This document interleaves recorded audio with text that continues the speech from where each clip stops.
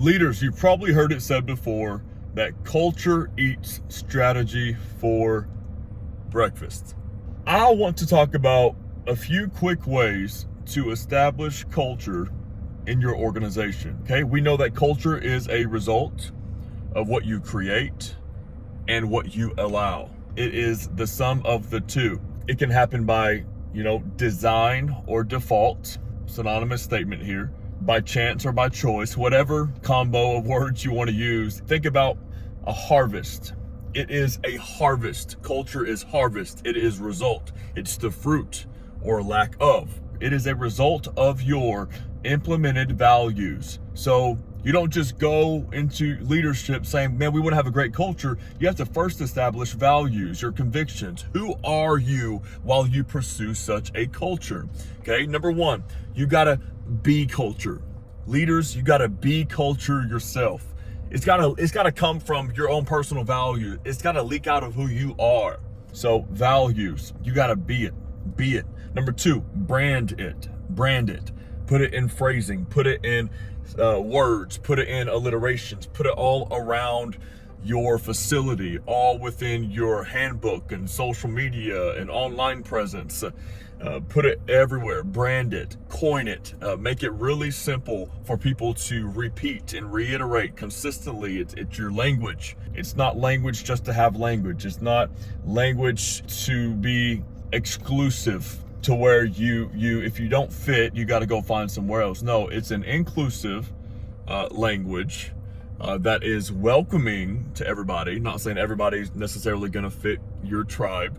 It is a language to bring clarity and precision toward who you are. So be it, brand it, and then teach it.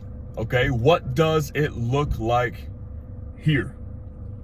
For example, if one of your cultural items is to exemplify passion, well, specifically, what does passion look like in your organization? Because the way passion looks like at State Farm Insurance is probably different than the way passion looks like at Disney. What does it look like in your organization? Just put some handlebars on it. This is what it can look like here. And then this is what it's not gonna look like here.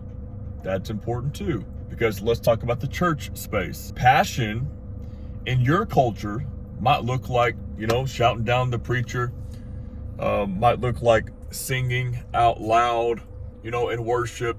It might look like serving with a smile. But what passion might not look like is running laps around the room, running across the chairs, being overbearing in conversation, and that might be not the overbearing part, but that might be, part of other people's culture, and that's fine. That's their culture. However, you just got to teach specifically what it looks like.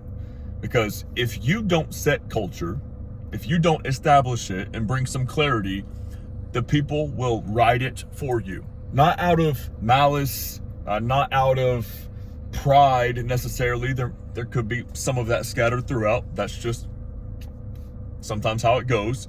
But they write it because they don't really know what it is. So you got to bring some clarity as a leader. This is who we are. This is why we do it. This is how we do it specifically here. There might be some, grace room there. So be it, brand it, teach it, and then simply repeat it. Imagine culture like a bottle with a hole at the bottom. Is constantly leaking out. So you got to constantly just repeat and reiterate. This is who we are. This is who we are. This is who we are. But the key is doing it for a reason. Not just to have a cool culture. Not just people talk about the aesthetic and the nap pods and the food and the music and the vibes. That's not it. It goes way beyond that. All of the vibe and aesthetic and, the energy, that is a result of the implemented values.